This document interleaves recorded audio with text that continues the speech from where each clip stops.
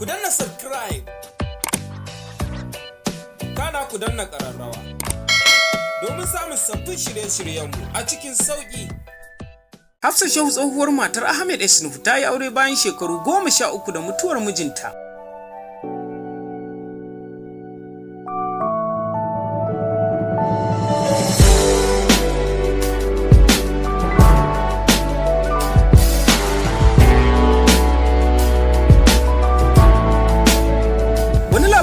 Samu a yau Juma'ar nan ya bayyana cewa tsohuwar jarumar fina-finan Hausa Hafsat Shehu ta yi aure.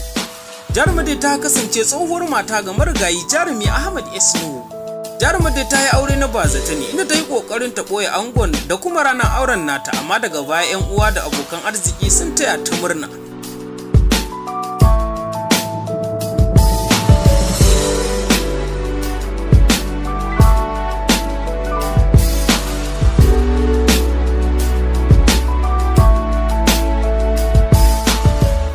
Labari da tashar Arewa Press ta wallafa kuma ta bayyana cewa yau Juma'ar nan ne aka daura auren jaruma Hafsat Shehu wacce ta kasance tsohuwar mata ga jarumi Ahmed S. Nuhu.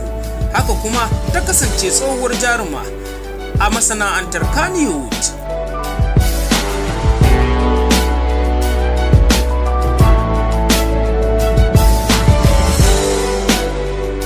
Duk da bayan rasuwar mijin nata ta bayyana cewa ta yi aure a Abuja, amma kuma Allah bai sa auren ya ɗore ba.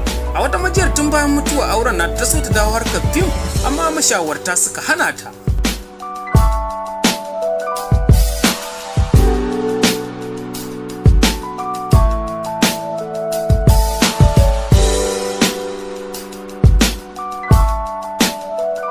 Sai dai a 'yan kwanakin nan jaruma ta tabbatar da dawowa harkar fim, inda har jarumi Adam A. Zango ya wallafa hoton sabon fim ɗin da ya sanya ta a ciki mai suna Ba sa ji sabon labari, wanda har yanzu ba a fara ɗaukar fim ɗin ba. Wasu rigingimu suka kunno kai ga jarumi Adam A. Zango ta ɓangaren hukumar tace fina-finai da kuma malaman addini.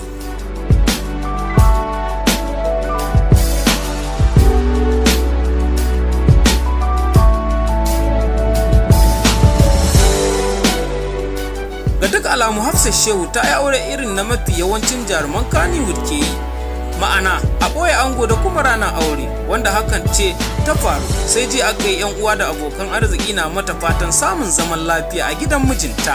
Haka mu ma muna yi mata fatan Allah ya bata zaman lafiya da kuma zuri'a ɗayyiba.